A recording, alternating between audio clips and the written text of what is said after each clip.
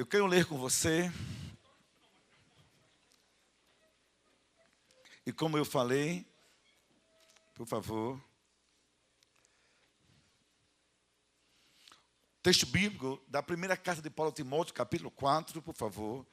Só 2 versículos, versículo 6 e versículo 16, para explicar na Bíblia o porquê vamos conversar. E eu lhes garanto que não vou cansar vocês, vou acabar antes das 11h30, fiquem tranquilos.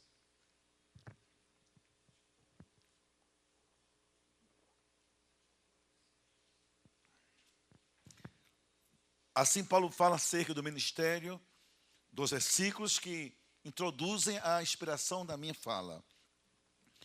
Ensinando essas coisas aos irmãos, por isso eu quero falar sobre isso. Serás bom ministro de Cristo Jesus, nutrido pelas palavras da fé e da boa doutrina que tem seguido. Eu quero me sentir um bom ministro, não pelo que eu sou, não pelo que eu faço, não pela minha história. Quero me sentir por poder falar para vocês essas coisas. Quero dividir com vocês algumas coisas. Por isso, está o meu desejo de sentir-me ministro nessa relação com vocês. E no final ele diz: Estevão, Josué, Douglas, Ari, Chico, Antônio, etc. Tem cuidado de ti e do teu ensino. Persevera nessas coisas. A gente vai ouvir e vai insistir em vivenciá-las. Desta forma, salvarás tanto a ti quanto aos que te ouvem. Semana passada, um site do Recife, pastores que nós comungamos, anglicanos, metodistas, batistas, etc., um grupo grande, ligou para mim, o líder, pedindo-me, era o líder da Visão Mundial no Recife, para que fizesse um áudio de 8 minutos, para dar o seguinte recado aos pastores mais jovens. Estevão, se você fosse começar outra vez, o que você não faria, o que você faria, ou faria de forma muito mais enfática. Eu perguntei, por que eu tenho que falar? Ele disse, porque hoje a gente vive no Recife, no Nordeste, pelo menos essa dado estatístico, uma crise de que grande parte dos seminaristas recém-ordenados, antes dos 15 anos, deixam o ministério. Ou abandonam o púlpito de vez, ou abandonam porque o púlpito tornou-se, digamos, o banco de reserva do seu tempo.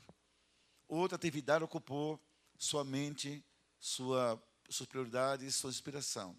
Tornaram-se pastores do segundo tempo, da prorrogação do jogo do ministério. Então, como é que você, com todo esse tempo, pode nos falar? Eu falei, isso foi assim rápido, e depois escrevi algumas coisas, e estar aqui, inclusive, me inspirou a reescrever algumas para vocês. Eu trouxe estudo, eu gosto muito de trabalhar com PowerPoint, mas eu dispensei para poder abrir o coração, mais que abrir a tela, e poder colocar a emoção, não só a tecnologia, na relação entre mim e vocês. Eu diria o seguinte, conselhos do coração de um pastor, bem-sucedido, aos que também com ele o serão, mas estão começando. Por que eu digo bem-sucedido? Então não é vaidade, porque eu sou um cara feliz, eu sou bem casado, minha mulher é linda, minha mulher é muito crente, ela é nutricionista em todo o Brasil, de ponta, e a quem Deus honrou, deu um consultório, foi uma das primeiras no Brasil a fazer nutrição clínica, e o suporte dela me ajudou muito a ter conquistas materiais na vida, ter um bom apartamento, viver sem dificuldades financeiras, porque sempre ela ajudou na sua profissão. Mas a mulher de oração, ela ora muito mais que eu, e ela é que me puxa muitas vezes para a beira da cama para orar. Então, um homem bem casado sempre vai ser um homem bem-sucedido. Tenho 2 filhos crentes, um engenheiro e outra é fonoaudióloga. Inspiração, são minhas ovelhas. Então, escute, pastor, ver seus filhos no púlpito ou no culto é uma forma de Deus confirmar o seu ministério. A ausência deles talvez seja de Deus um questionamento sobre as suas práticas de vida e de ministério. E sempre Deus faz perguntas nas ausências e silêncios da nossa vida. Tenho 3 netos, moro olhando para o mar. Minha igreja hoje já passa de quase 4 mil membros. Tenho 6 cultos ao domingo. Está em franca expansão. Apesar de viver no Nordeste, eu sou um dos raros pastores do Nordeste que constantemente está aqui no sul do país. Estive semana passada em Goiânia, estou aqui com vocês. Domingo vou estar bem aqui perto de Campinas, depois vou para a América. E Deus me surpreende o que fez na minha vida. Tenho um salário razoável, não tenho dívidas, não tenho nada a pagar, vivo só do ministério, Deus me honrou muito. Então, se eu parasse agora, eu diria assim de mim mesmo: em tudo Deus me foi fiel. E valeu a pena ter sido seu soldado, seu servo do ministério. E para minha alegria maior, meu genro, que vai ser juiz federal, trabalha no Judiciário Federal, abriu mão desse sonho e agora é meu pastor da juventude. Vocês imaginem, numa área em que geralmente muito pastor tem dificuldades, pastor de jovens. Eu até brinquei, se um dia você me trair, pelo menos está na família traição, estou mais tranquilo, fica aí tranquilo. Meus pais crentes, eu tenho um irmão pastor, e um pastor brilhante, muito mais do que eu, o pastor Eli Fernandes, aqui em São Paulo. E minhas irmãs, 2 colegas pastores. Meus irmãos, escute, minha vida é uma síntese, vida abençoada por Deus.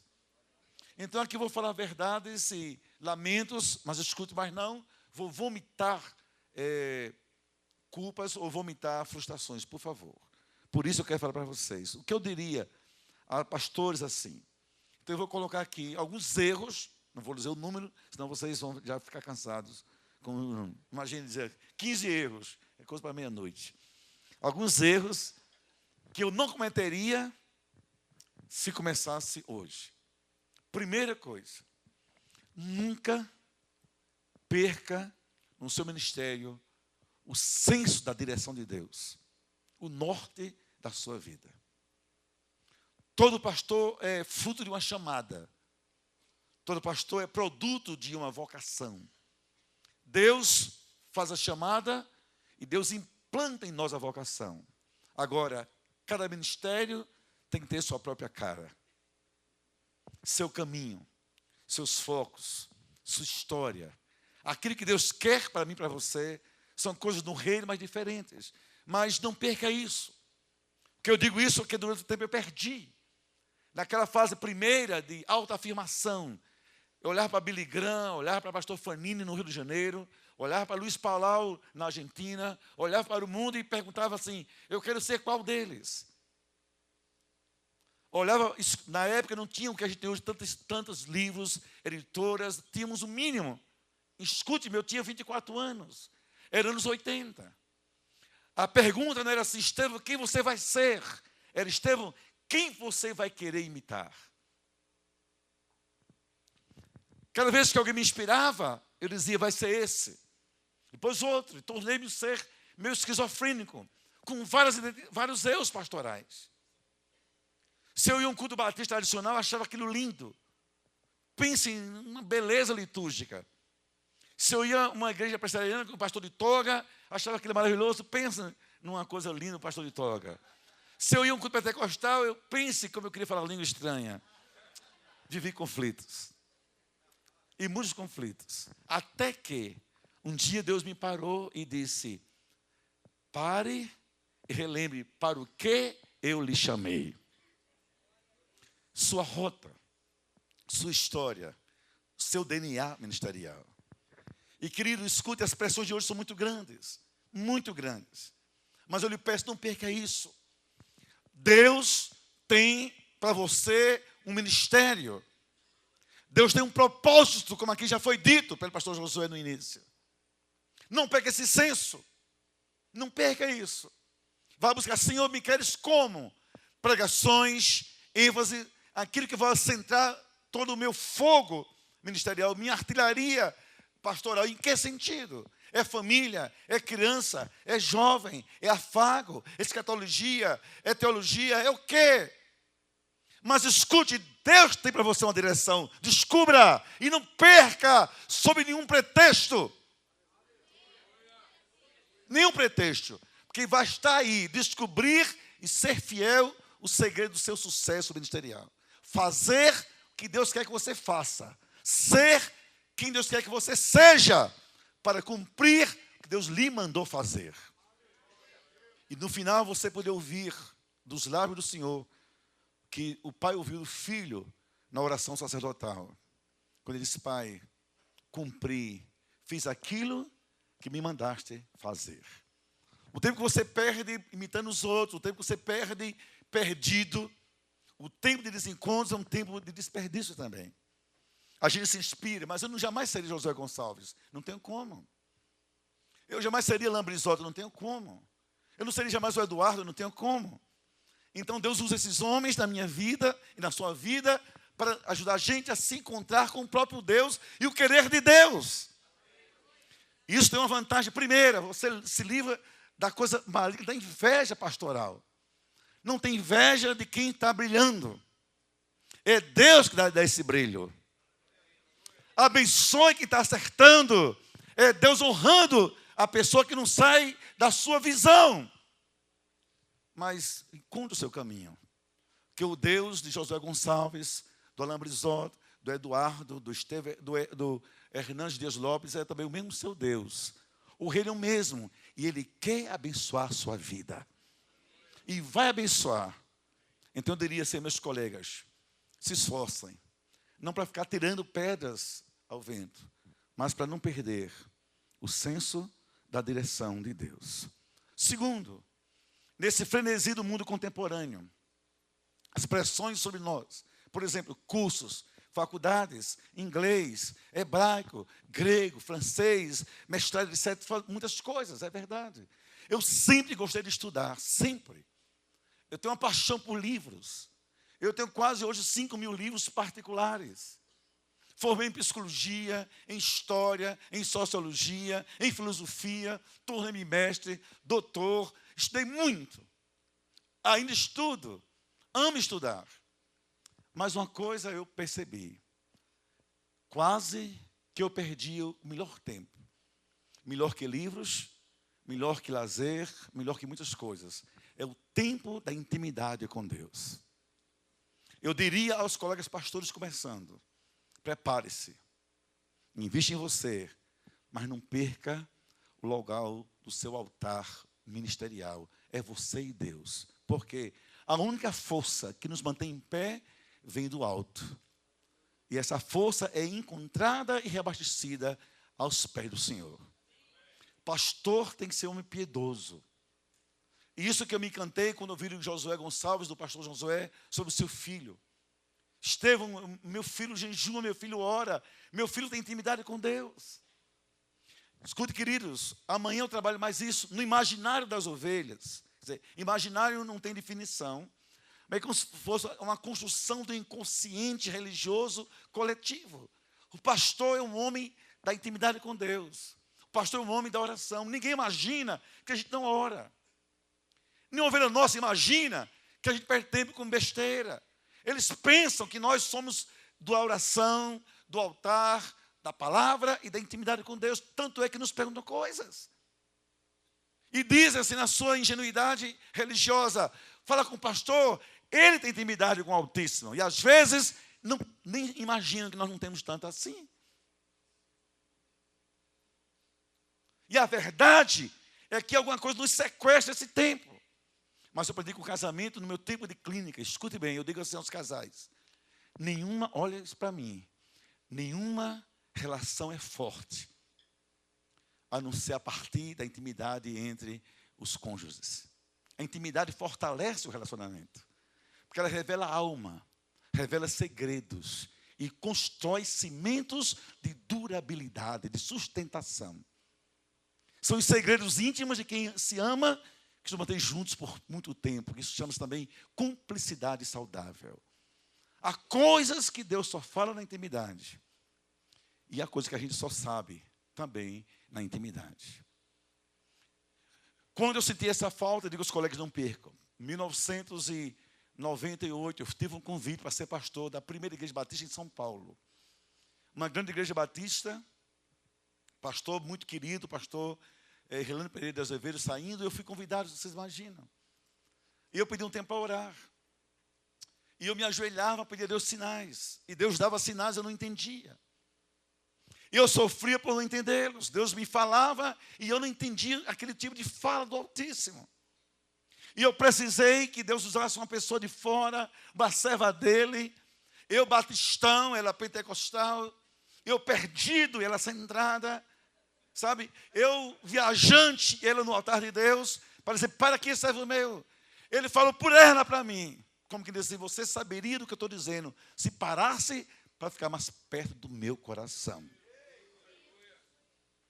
Eu diria, meus colegas pastores, estudem. Não fique só na teologia.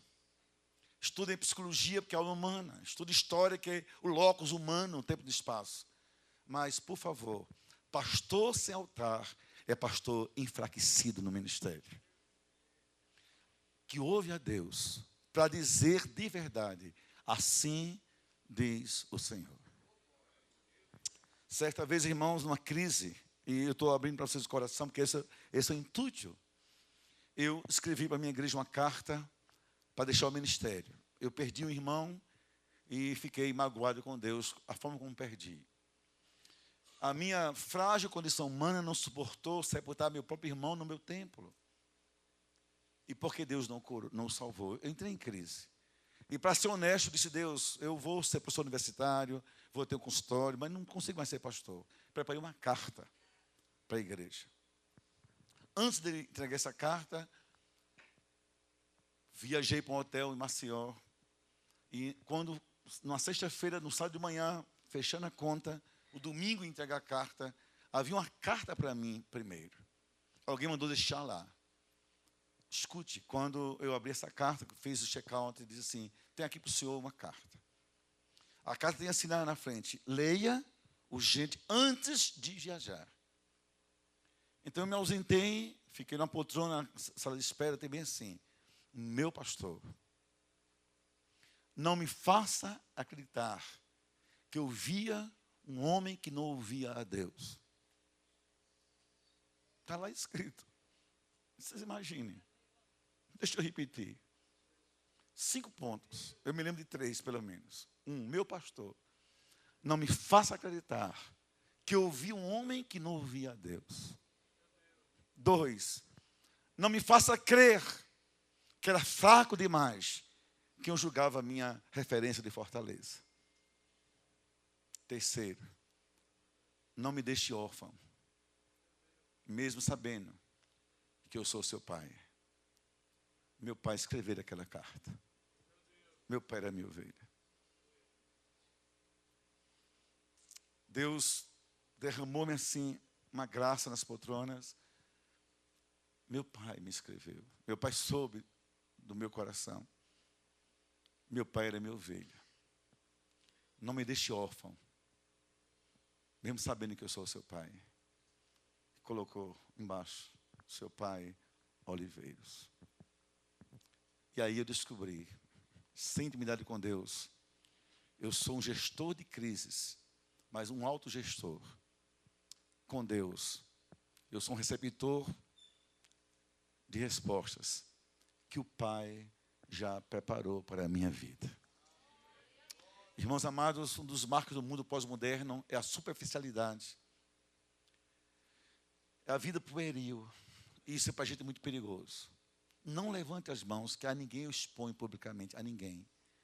Mas desde que Deus veja sua mão erguida ou não agora, me responda, como um pastor para pastor.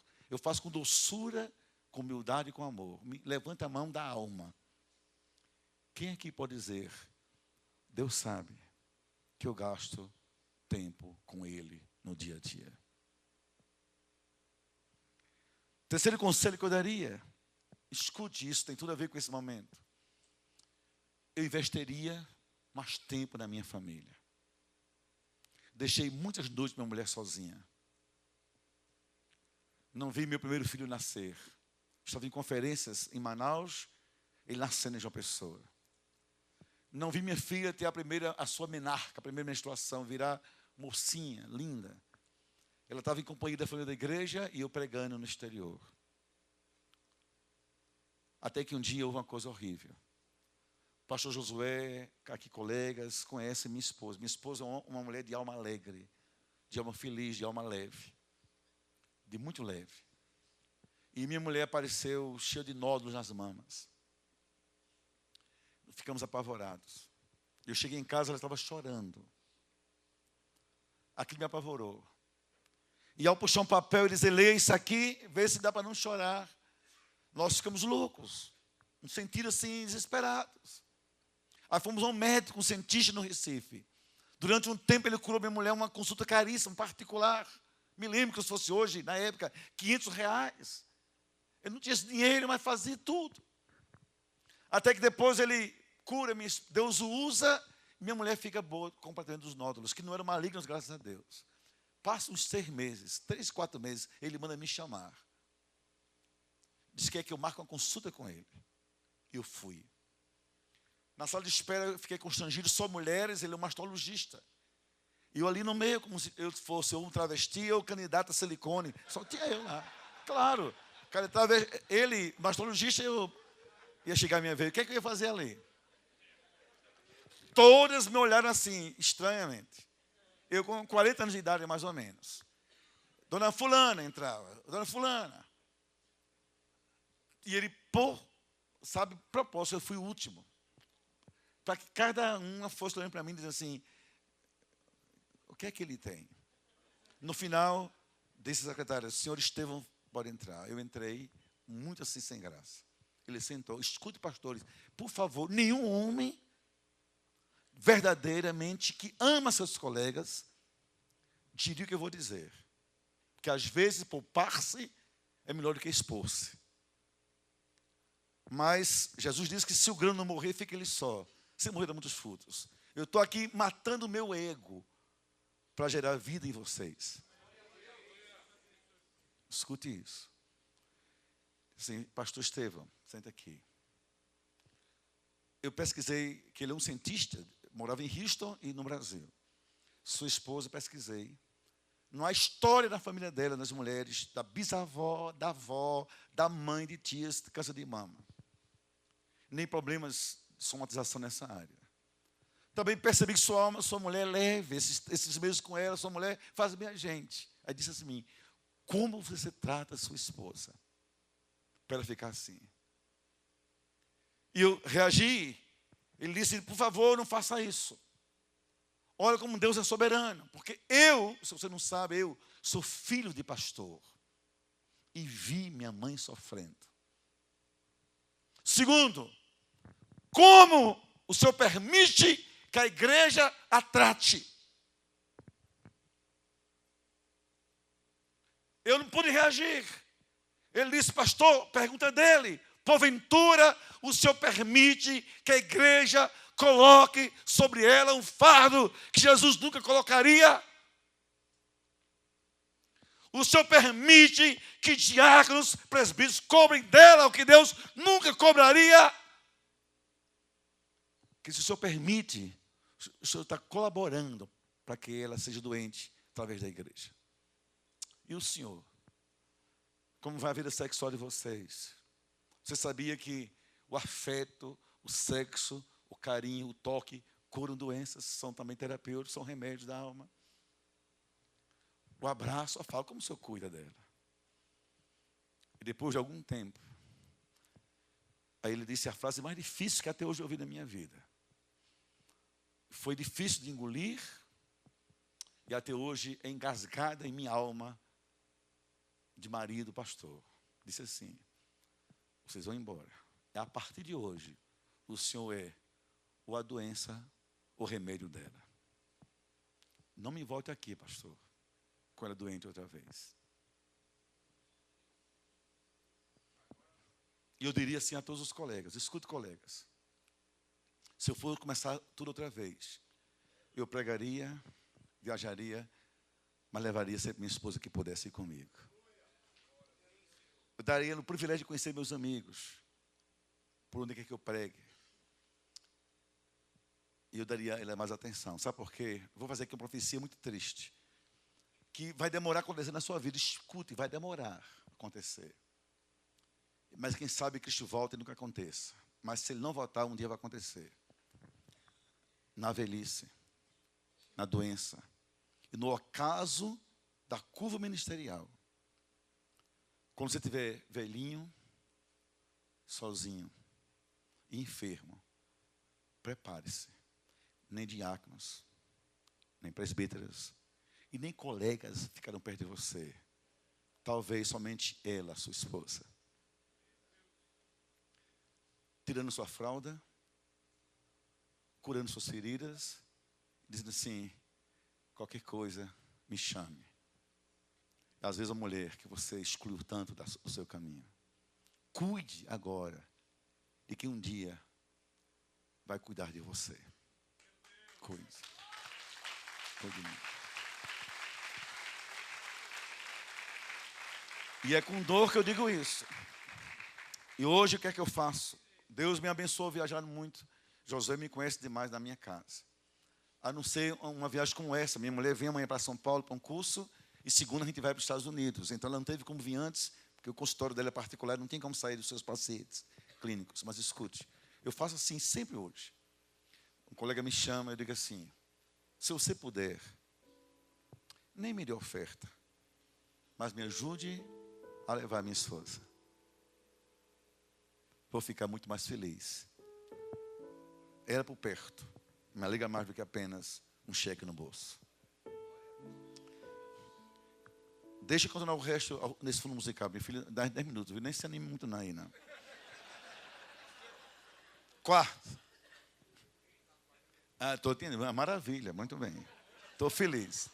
Olha só, olha bem para mim. Apenas, estou terminando. Escute, queridos. A quarta. Então, peraí. Então para não me sentir culpado, meu filho, para um pouquinho. Para um pouquinho. Fica ouvindo aí, tá bom? Senão eu vou pensar que isso dá para acabar. Olha só, eu vou acabar no tempo, lhes garanto. José, obrigado. Eu vou ficar mais tenso, eu pessoalmente. Relaxe. Escute. Colegas, escute. Quarto conselho. Daria meus colegas, começando agora, ou recomeçando. Não se afaste dos outros colegas. Não cometam a experiência dolosa de viverem em ilhas pastorais. Em guetos de denominação. Elas só servem para adoecer os seus sonhos ministeriais. Tenha um copo de doutrinas, tenha a sua profissão de fé, tenha o seu grupo eclesiástico, mas crie pontes de relacionamentos. Durante anos eu vivi preso a um redoma. Eu fui ensinado a crer que quem não cresce como eu não pensasse, não devia ser muito levado a sério. Foi possível ter coragem de romper.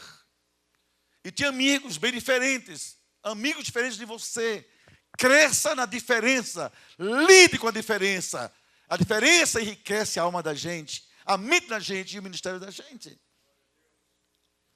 Foi conhecendo homens assembleianos, como José Gonçalves, pastor Silas. Conhecendo homens presbiterianos, dentre tantos, como o pastor Hernandes Dias Lopes. Foi vivendo perto de um homem como o Dr. Russell Shedd. Foi conhecendo colegas como Silmar Coelho, tantos outros, são muitos. Pastor aqui perto de Campinas, um dos meus maiores amigos, pastor da Igreja Nazareno, pastor Aguiar Vassouras. Eu prego hoje, todo mês, num grupo diferente. Conhecendo, ver a verdade também na Igreja Quadrangular. Perceber a unção em ministros que não são batistas. Reconhecer de Deus a bênção, colegas que não são como eu, mas como eu são servos do Altíssimo. Eu diria, meus colegas, deixem esse besteirô, que só nós estamos certos. Certo é que juntos somos melhores. Os melhores. Queridos, escute, no meu tempo não tinha isso aqui, colegas. Escute, pastores, até na minha idade não tinha isso. Você imaginar um seminário com um pastor cuidando de pastor? Até porque pastor naquela época achava que não precisava de cuidado nenhum. Ele já era o pastor. O reverendíssimo. E às vezes até o abesteladíssimo também.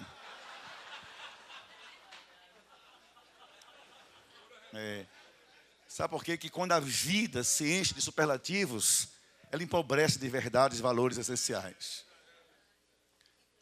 Crie pontes.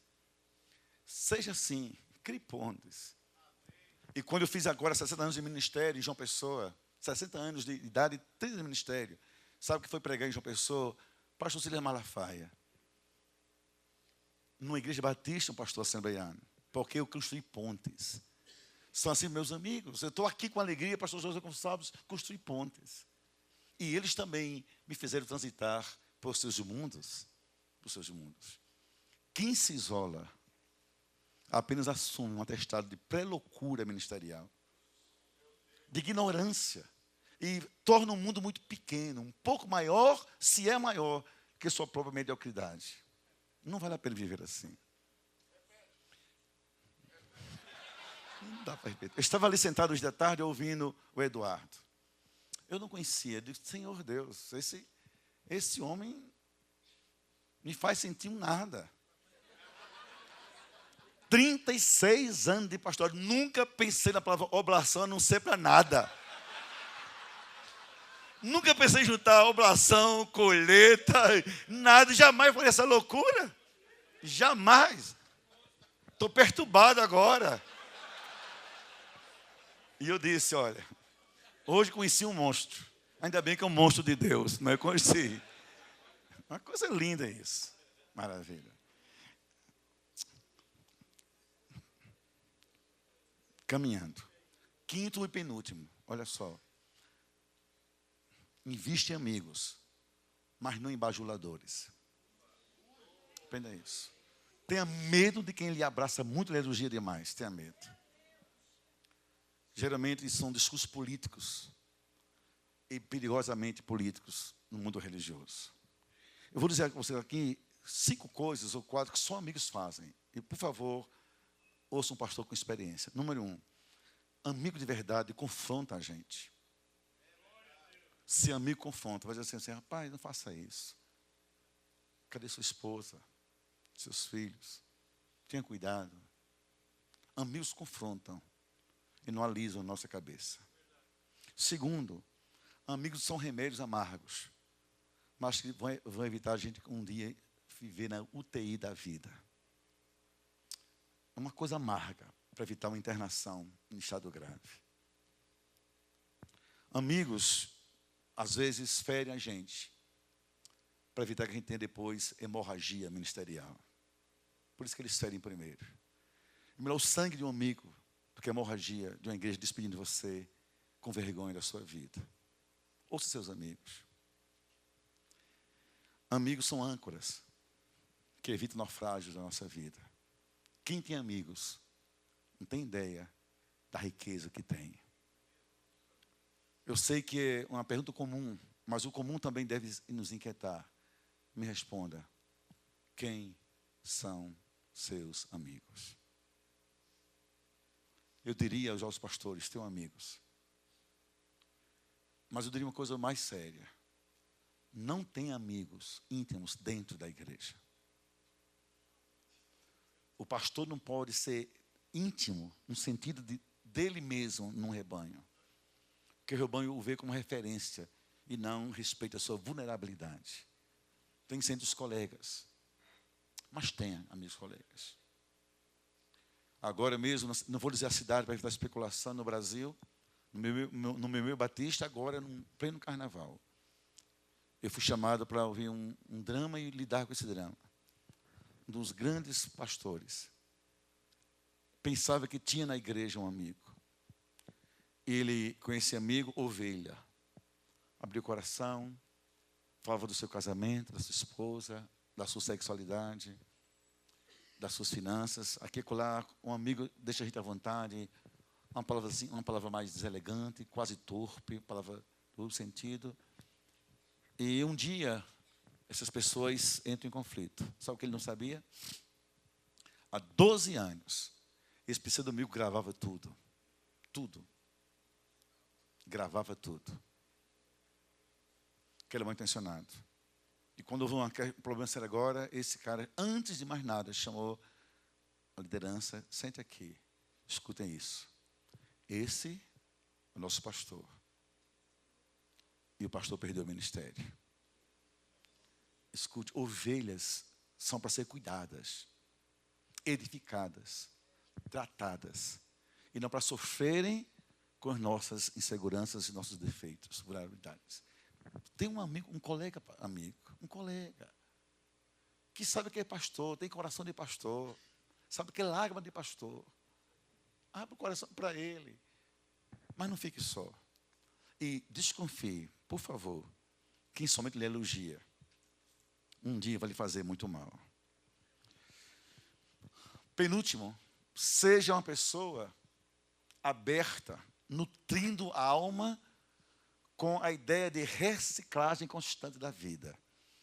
A alma não pode envelhecer, mas às vezes envelhece. Porque você acha que sabe tudo, que detém todo o saber, que você é batistão, é presbiteriano, é pentecostal tal, não tem o que fazer com ninguém, e não entende que viver na prateleira é mofar a alma, e a alma que cheia de mofo não inspira ninguém. Não vá para a prateleira do ministério, deixe sua alma viva e não empoeirada, recicle-se. Não há, escute, gente, não há nenhum mérito em quem diz, eu nasci assim, eu não mudo. Isso não é virtude, isso é defeito e grave. É alguém teimoso, resistente, inseguro e o pior, idiotizado. Porque o novo renova a gente, abre portas para o amanhã.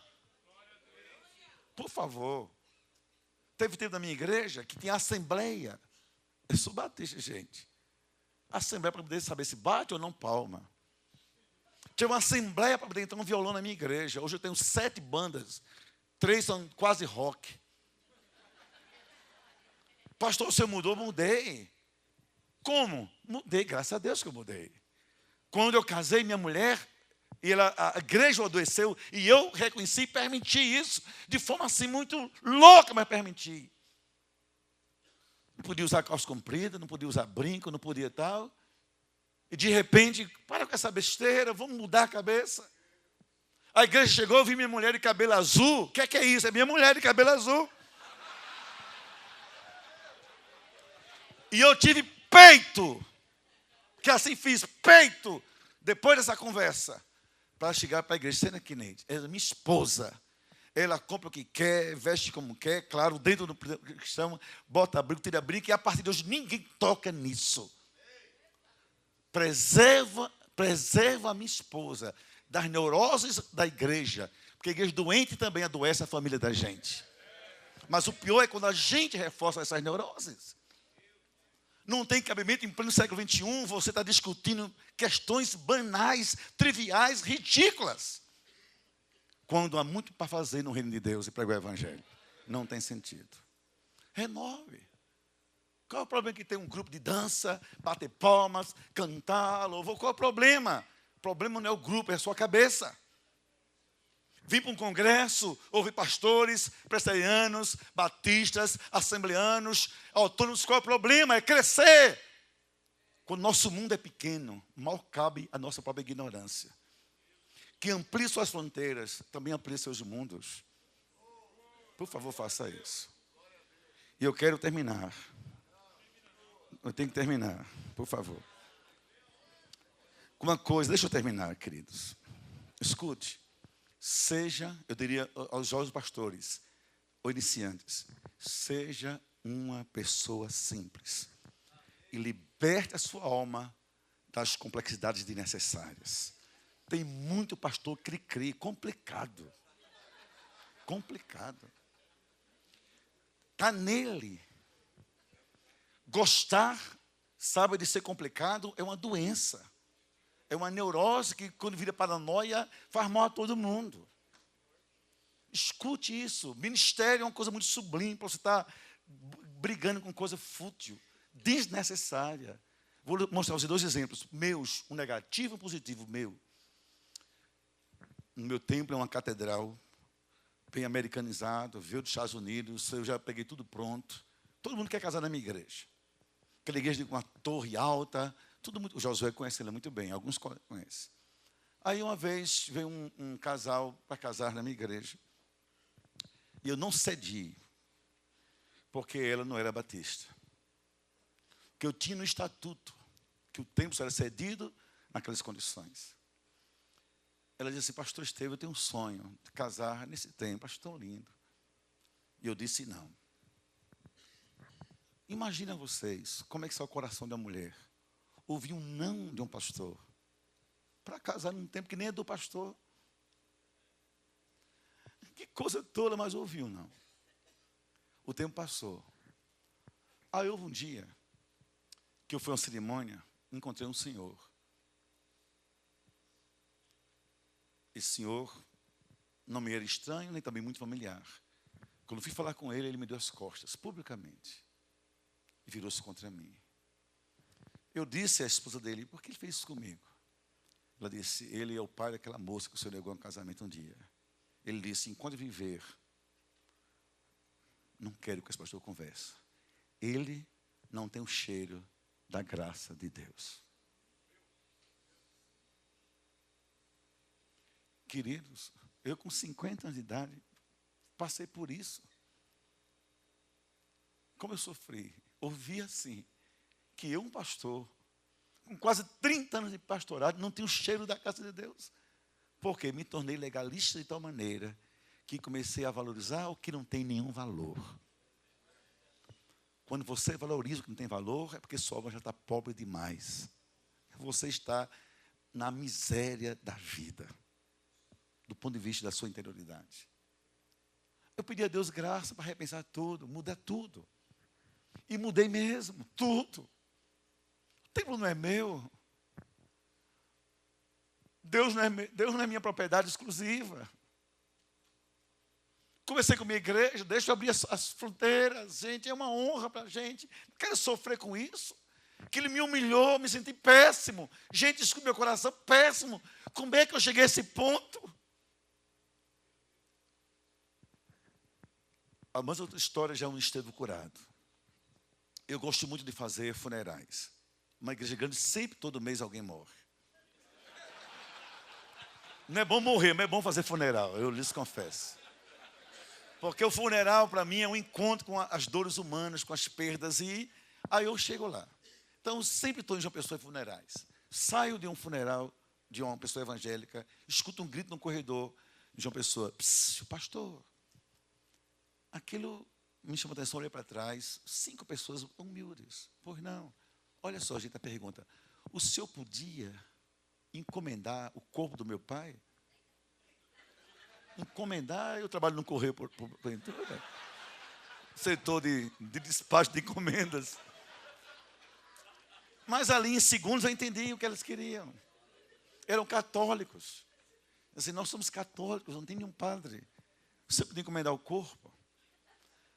Escute para mim, em questão de segundos, houve uma guerra na minha interioridade. O Estevão do passado, eu sou um ministro batista, fiel à minha denominação, que vão pensar, os meus líderes, eu encomendando o corpo. Qual vai ser a resposta? Me desculpe, eu sou um pastor baptista, não me contamino com esse tipo de defunto. Minha vocação é outra. Só bota a mão em defunto que vai para o céu. Isso que segundos. Que segundos. Aí também segundos. Tenha o cheiro da graça. Tenha o cheiro da graça. E qual o melhor? Ser fiel à tradição ou ter o cheiro de Deus? Qual o melhor? Me responda. Me responda. Eu disse assim, onde é que está seu pai?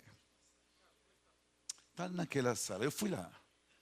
Cheguei na sala, gente, uma vela acesa, ou velas acesas, aquele crucifixo, coisa tipicamente não evangélica, tipicamente católica, todo mundo me esperando, o que é que eu vou fazer?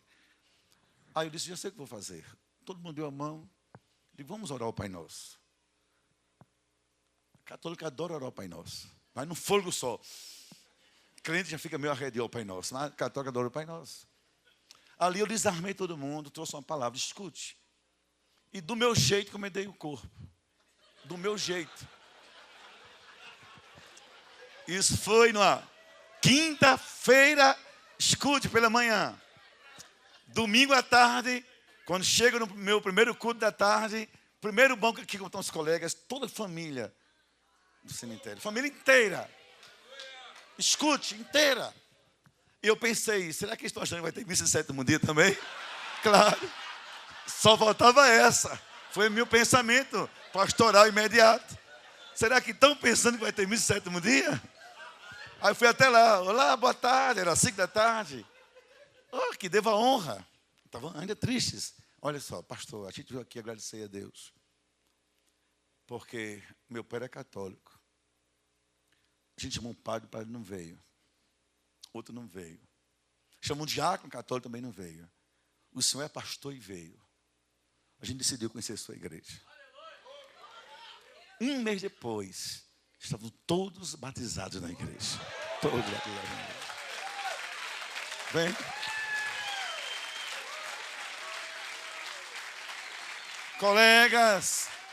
Colegas, por favor, sejam simples. O evangelho é simples. O evangelho é Jesus, a porta é Jesus. A graça é Jesus. Sabe o que a gente tem que fazer? Viver tanto perto de Jesus para ter o cheiro dele para o nosso povo. Então eu diria, sejam simples. Pena que eu descobri isso já com 50 anos de idade. Eu fechei muitas portas na minha vida. Muita gente não entrou na minha igreja. E a minha igreja tinha muita complexidade. Eu abri as portas. Só me fez muito bem. De tal maneira que um maduro diria assim aos seus colegas: seja fiel à sua chamada. Não perca o foco. Viva pertinho de Deus. Não se engane. Sem Ele, nós não somos ninguém. Tem amigos que lhe confrontem. Crie pontes que lhe transportem. Viva a graça. Quem que viva a graça realmente pode dizer: eu prego, eu sou ministro do Evangelho de Cristo. Propondo isso, serás bom ministro. Obrigado, Deus abençoe a todos. Deus abençoe a todos.